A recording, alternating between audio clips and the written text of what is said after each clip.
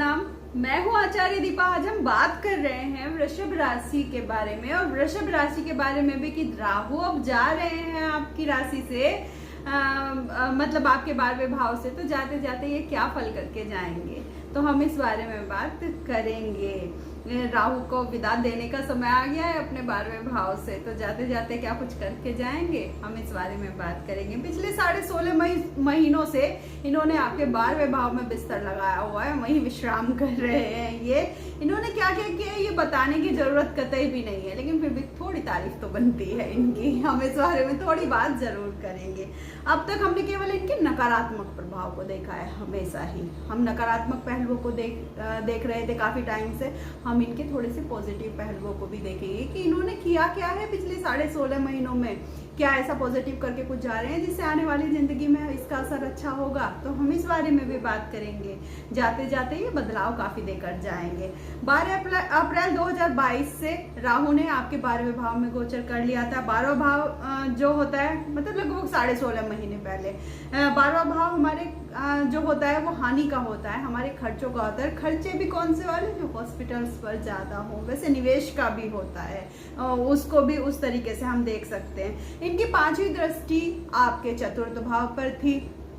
चतुर्थ भाव होता है भौतिक सुखों का, तो भौतिक सुखों में कहीं ना कहीं ग्रहण सा इन्होंने लगाया हुआ था। क्यों ग्रहण की बात की मैंने, क्योंकि चतुर्थ भाव के जो कारक होते हैं वो चंद्रमा होते हैं, तो भौतिक सुखों में कुछ ग्रहण सा लग गया था, सुख सुविधाओं में परेशानी आ रही थी। यही भाव प्रॉपर्टी का भी होता है, तो कहीं ना कोई अड़चन जरूर आ रही थी आपको प्रॉपर्टी खरीदने में या बेचने में। 7th दृष्टि 6ठे भाव पर थी, तो इन्होंने रोग बढ़ा दिए, और रोग बढ़े तो हॉस्पिटल पर खर्चे भी बढ़े, खर्च बढ़े तो आपको कर्ज लेना पड़ा, कर्ज चुका नहीं पाए तो उससे शत्रु बढ़े। तो एक दूसरे से आपको इन्होंने इन चीजों को रिलेट कर दिया। शत्रु भी तभी बनते हैं जब कर्ज, शत्रु में से एक्टिव भी बहुत हुए हैं जिनके पिछले टाइम से शत्रु थे, कोर्ट कचहरी तक उन्होंने पहुंचाया है इन दिनों। लेकिन हम देखेंगे इसमें से पॉजिटिविटी क्या निकल के आ रही है। ये राग तो बहुत टाइम से सभी लाप रहे हैं कि ये, लेकिन हम देखेंगे कि हो क्या रहा है। जब बुरे को मन में बैठा लेते हैं तो अच्छे के लिए जगह बचती नहीं है, क्योंकि बुरा तो पहले ही बैठा हुआ है, तो अच्छा तो बेचारा अपना समेट समाट के वो तो जाएगा ही ना, क्योंकि वहां तो बुरा बैठा रखा है हमने। तो हमने केवल बुरे पहलुओं को यहाँ पर बैठाया हुआ है। राहु बेशक पाप ग्रह है, पर क्या वास्तव में इतने खराब हैं कि हमारे जीवन में केवल इन्होंने ही इतनी उथल पुथल मचा रखी है? चर्चा का विषय है, ध्यान दीजिएगा। आप ही के बारे में सब बात कर रहे हैं। जीवन में जो भी घटनाएं इस समय हो रही हैं सब क्या राहु की वजह से हो रही हैं? विचार करना है ना आप ही को।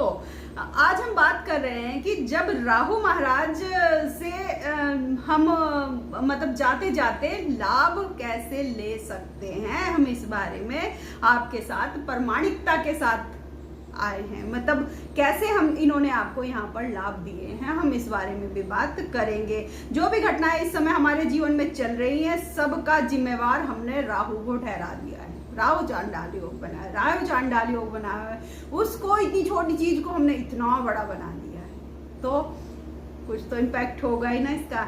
ये तो वही बात हुई ना कि कुछ अच्छा काम बन गया तो श्रेय हमारा, और बुरा हो गया तो सारा ठीकरा राहु के सर पे। तो ये वाली बात यहाँ पर हो गई है। लेकिन जितने भी गलत कार्य हुए सब राहु की वजह से। मैंने बताया ना कि अच्छे हुए तो श्रेय हमारा, गलत हुआ तो सारा ठीकरा राहु का। तो ऐसा हमने किया है। लेकिन इसी राहु ने गोचर में कितने लोग ऐसे भी हैं जिनको अपार धन संपदा दी है। बहुत ऐसे लोग हैं, वृषभ वालों आप ही के बारे में बात कर रही हूँ, जिन्होंने इसी राहु से बहुत सारे लाभ भी लिए हैं। वो लाभ लिए कैसे हैं? जो अपने जॉब में बिजनेस में थे उन्होंने काफी ग्रोथ की है इस टाइम में।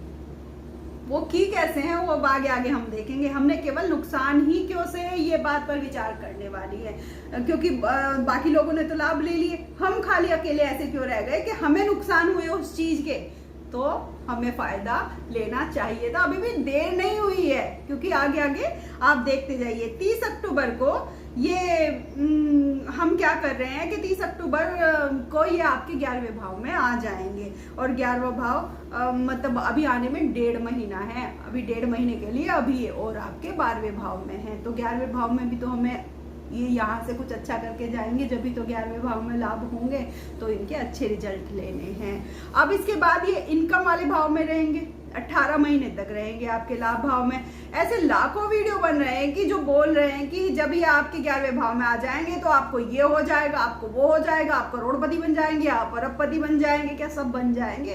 क्या वास्तविकता है इस बात में? सभी बन जाएंगे? ये हमारे ऊपर है कि हम बनेंगे या नहीं बनेंगे, हम कितने लाभ लेंगे, ये है हमारे ऊपर। हम इस बारे में बात करेंगे। हमने तो ये मान लिया है ना ऑलरेडी कि राहु खराब ही करके जाएंगे। राहु तो पाप ग्रह है, राहु तो खराब ही फल देंगे हमेशा, कभी कुछ अच्छा करते ही नहीं है राहु। राहु का नाम आते ही जो ध्यान दे भी नहीं रहा था वो भी ध्यान देने लग जाता है। राहु है, राहु है, राहु है, बस राहु है। राहु छाया ग्रह है। जब इन्होंने हमारे खर्चों को प्रभावित किया है तो क्या ये हमारी इनकम को प्रभावित नहीं करेंगे?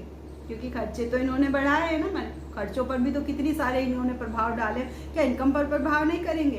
करेंगे वो। यदि आपको राहु से आने वाले समय में भी शुभ परिणाम चाहिए तो पहले राहु को थोड़ा सा आपको समझ लेना चाहिए। राहु कार्य किस तरीके से करता है, राहु से हमें लाभ किस तरीके से हम ले सकते हैं, हमें इस बारे में थोड़ा सा ध्यान देना चाहिए। आने वाले 1.5 साल तक धन लाभ लेना है तो राहु के सकारात्मक पहलुओं को भी हमें समझना पड़ेगा। इसके सकारात्मक पहलू कैसे समझेंगे हम? हो सकता है कि आपको आम बहुत पसंद हो, आम खाना आपकी हॉबी हो। अब आप ये मत कहिएगा कि आम बीच में कहाँ से आ गए।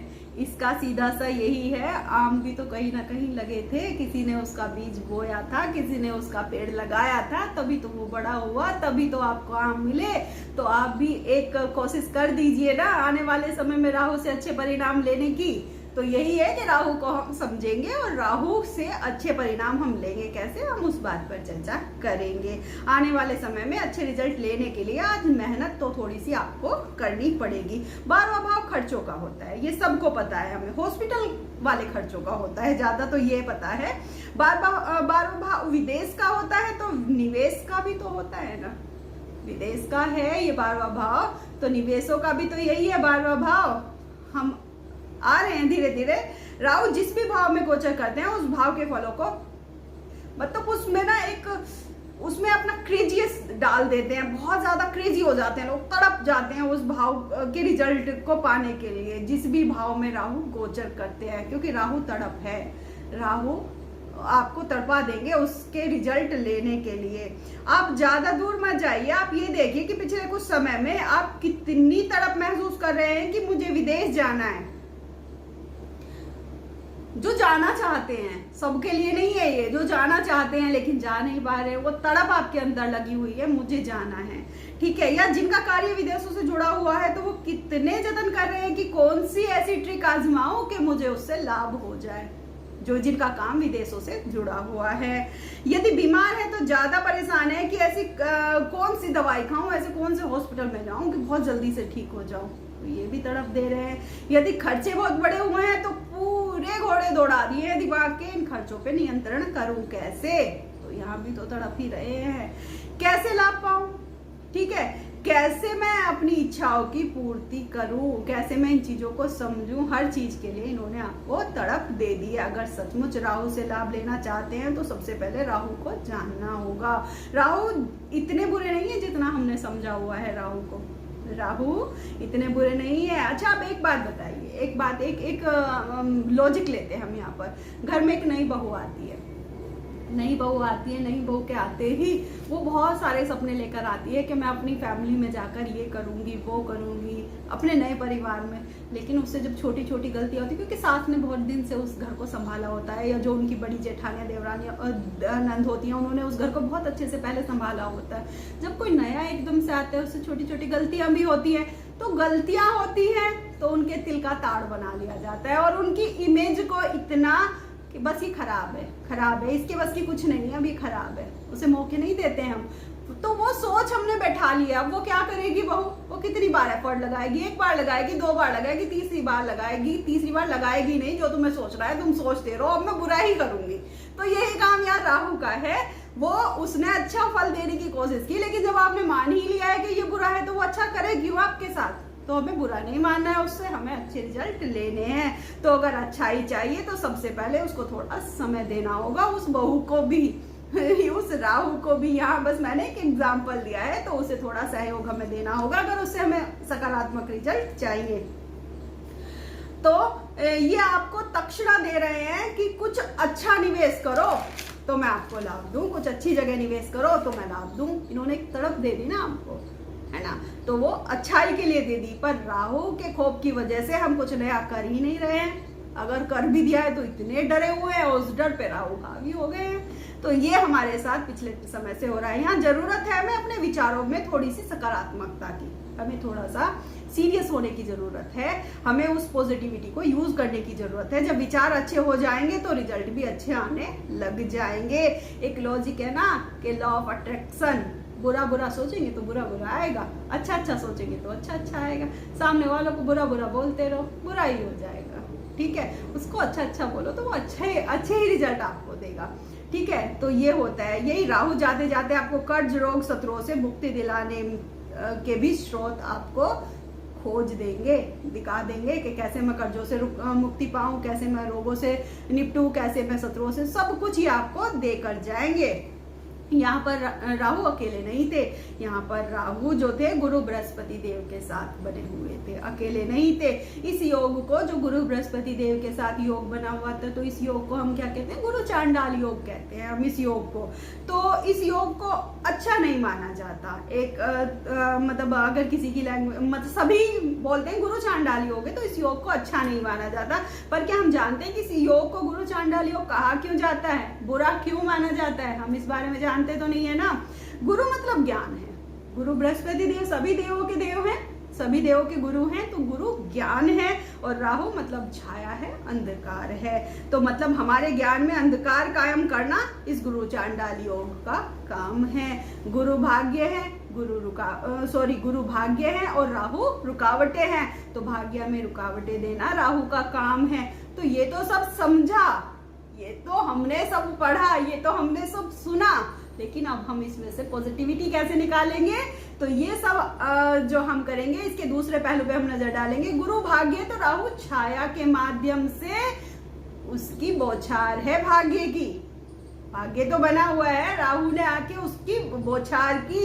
उस धुंध में कहीं फॉग पड़ता है ना, तो उसकी भी कुछ किरणें पड़ती हैं, वही राहु की बौछार है, उससे हमें बौछार लेनी है, ठीक है। वृषभ वालों को तो गुरु लाभ भाव के स्वामी हैं, क्योंकि वृषभ में मीन राशि आती है, और मीन राशि के जो स्वामी हैं वो गुरु बृहस्पति देव हैं, तो ये आपके लाभ भाव के स्वामी हो गए। तो राहु की युति इनकम भाव के स्वामी के साथ हुई है, तो ये अपने अच्छे फल जरूर देंगे, बस हमें लेने आने चाहिए, हमें उसके फल अच्छे लेने आने चाहिए। राहु बुरा है, बुरा है, बुरा है, जब हम हर समय ये राग अलाप रहे हैं, तो राहु तो अब बुरा ही है। अब राहु के फल भी तुम ही लोगे, जब तुमने राहु को बुरा बुरा बोला है। तो सबको पता है कि राहु राक्षस है, सब जानते हैं कि राहु है, केतु है, ये राक्षस हैं, दोनों एक ही है। राहु और केतु एक धड़ है और एक सिर है, सब जानते हैं इस बारे में। लेकिन राहु ने भी तो अमृत पिया हुआ है ना, उसको तो देवता बनना था ना, उनको तो देवता बनना था, तभी तो उन्होंने अमृत पिया ना देवों के बीच में आके। तो वो तो अच्छा काम करना चाहते थे ना, लेकिन आपने तो मान लिया ये तो राक्षस है, इसने अमृत पिया, इसने तो धोखे से अमृत पिया, ये तो राक्षस है। जब राक्षस राक्षस राक्षस बोलते ही जाओगे तो अब तो वो बुरे फल देंगे ही देंगे, ठीक है। राहु में इतनी, लेकिन एक बात का पता है, राहु कलयुग के राजा हैं। अगर राहु देने पर आ जाए तो इनसे ज्यादा कोई दे नहीं सकता, बिल्कुल भी। राहु में वो सामर्थ्य है जो ग्रहों के राजा यानी कि सूर्य देव को भी ग्रहण लगा देते हैं, चंद्रमा को भी ग्रहण लगा देते हैं। इनमें इतनी पावर है, इनमें इन दोनों को भी ये ग्रहण लगा देते हैं। हमारे पास अभी भी समय है राहु से अच्छे रिजल्ट लेने के लिए। हमें राहु के अच्छे पहलुओं को देखना होगा और राहु के लिए हमें सकारात्मकता रखनी होगी, तो हमारे पास अभी भी समय है। आप ये मानना शुरू कर दीजिए कि राहु मेरे खर्चों को बढ़ाने नहीं बल्कि मुझे ज्ञान देने आए हैं कि कहाँ से मेरे खर्चे बढ़ रहे हैं, मैं उन चीजों को कम कैसे करूंगा आने वाले टाइम में भी। तो वो हमें ज्ञान देने आए हैं, ये सकारात्मकता आप मानकर चलिए।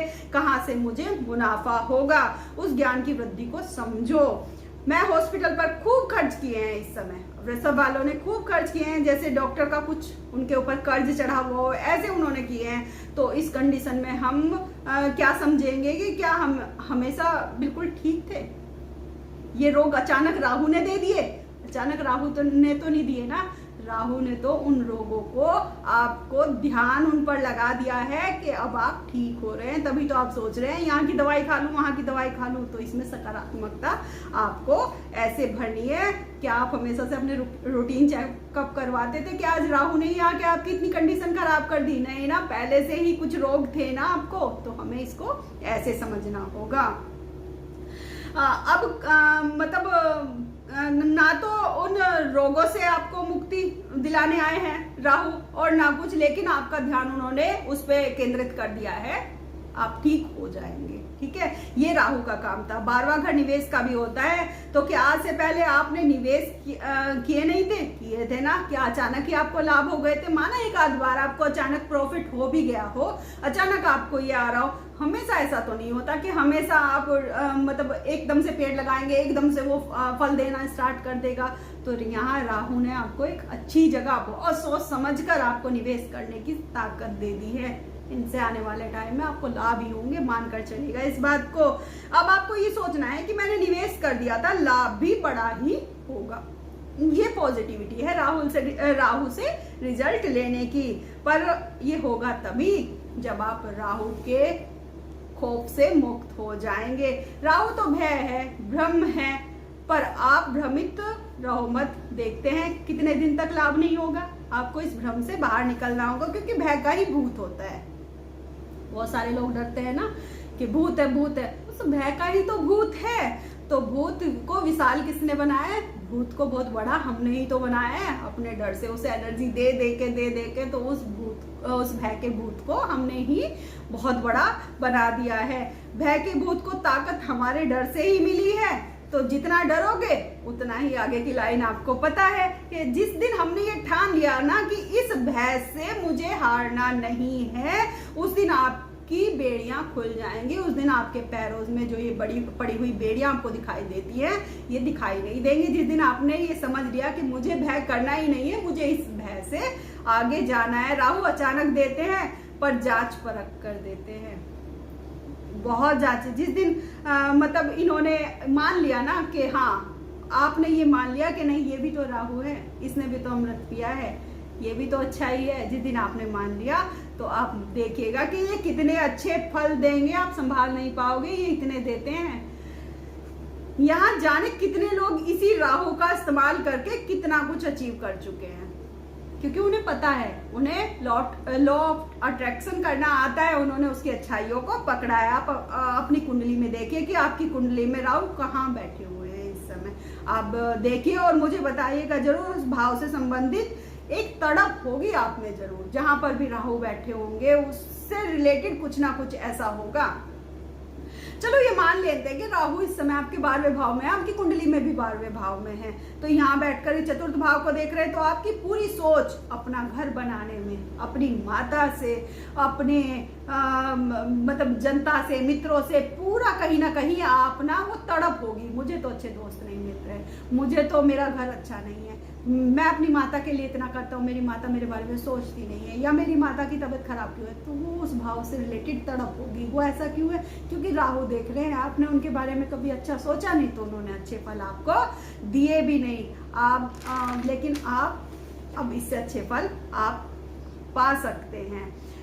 अब कैसे अपने कर्जों को उतारूं, क्योंकि ये छठे भाव को भी देख रहे हैं, तो कैसे मैं अपने शत्रुओं को परास्त करूं, कैसे अपनी राहों से मैं बाधाओं को हटा दूं, कैसे अपने संघर्षों पर विजय पाऊं, ये सब तड़पना राहु 12वें भाव में बैठ के देखते हैं। क्योंकि ये अपनी पंचम दृष्टि से आपके चतुर्थ को, सप्तम से आपके छठे को और अपनी नवी दृष्टि से आपके अष्टम भाव को देख रहे हैं। तो इन सारे भावों के फलों को कहीं ना कहीं ये एक्टिवेट कर देते हैं, और उसमें आपके लिए आप इन भावों से फलों के लिए आपको मतलब तड़प महसूस होने लगती है। अगर यहाँ डर गए ना तो इन सब से तो आप पीछे रह जाएंगे। आपको इन सब से डरना रहिए। राहु जिस दिन जिस भी भाव में हो, आप उस समय उस भाव से जुड़कर कर्म करेंगे पॉजिटिविटी के साथ, आपको कोई भी पछाड़ नहीं पाएगा। बस राहु को आपको बुरा नहीं मानना है। राहु अच्छा है, राहु हमें आगे बढ़ाने के लिए आया है। राहु कुछ ना कुछ जरूर देकर जाएगा। इस विचार के साथ आप आगे बढ़िए। अब तो ये हो गया कि उसे बदल नहीं सकते, जो आपने हो गया, लेकिन जो होने वाला है तो अपने डर पर आप विजय पा लीजिए, क्योंकि अभी आपके इनकम भाव में आ जाएंगे, आपके 11th भाव में आ जाएंगे। वहां भी अगर डरते रहे तो वहां भी अच्छे फल नहीं देंगे। और डर के आगे तो जीत है ना, ऐसा तो एक ऐड भी आता है ना, तो डर के आगे जीत है। डरो मत, कर दो जो भी है, ठीक है। तो 12वां घर दान पुण्य का होता है, क्योंकि ये 12वें भाव में बैठे हुए हैं इस समय, क्योंकि अभी भी 1.5 महीना हमारे पास बचा हुआ है। तो हम क्या करेंगे कि 12वां घर हमारे दान पुण्य का होता है। पुण्य के कार्यों में पीछे ना रहें, इस समय आप दान पुण्य करते रहें। आप ये मत सोचिए कि मैं अकेला क्या कर लूंगा। हमेशा लोग ऐसे करते हैं ना, ये काम मेरा थोड़ी है, मैं अकेला क्या कर लूंगा। लेकिन आपको दान पुण्य करने हैं। आप अपने आसपास से शुरू कीजिए। आप जिन हॉस्पिटल्स के चक्कर बहुत दिनों से काट रहे हैं ना, वहाँ कोई ऐसा भी आता होगा जिसकी चप्पल टूटी हुई होगी, वहाँ कोई ऐसा भी आता होगा जो बहुत सोच के पूरे दिन भूखा बैठा होगा, क्योंकि उसे उन पैसों की दवाइयाँ लेकर जानी होगी। तो थोड़ा सा देखिए अपने पास, अपनी नजरों को घुमाइए और ऐसे लोगों की मदद कीजिए। जिस दिन आपने ऐसे लोगों की मदद करना शुरू कर दिया ना, उस दिन आपके खर्चे हॉस्पिटल पर कभी भी होंगे नहीं।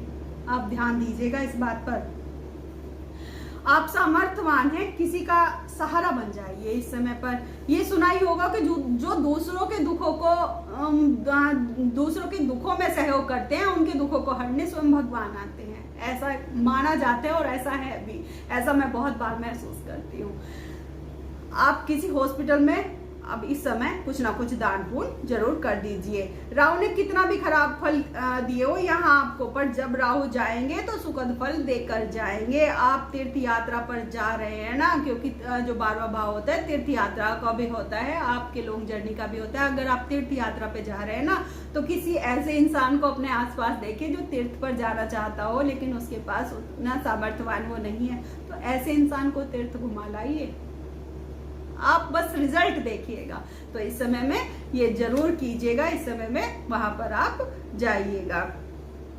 जब ये 11वें भाव में आएंगे तो उसका वीडियो हम अलग से लेकर आएंगे कि आपको करना क्या है, लेकिन पॉजिटिव रहना है, नेगेटिव हमें रहना नहीं है आने वाले टाइम में। यदि आपको मेरा वीडियो अच्छा लगा हो तो प्लीज लाइक कीजिएगा, चैनल को सब्सक्राइब कीजिएगा और छोटा सा एक कमेंट, जिसकी मैं हकदार हूँ क्योंकि मेहनत तो मैं कर रही हूँ, तो एक छोटा सा कमेंट भी आप जाते जाते डाल कर जाइएगा। आप सभी का तहे दिल से वीडियो देखने के लिए बहुत बहुत धन्यवाद।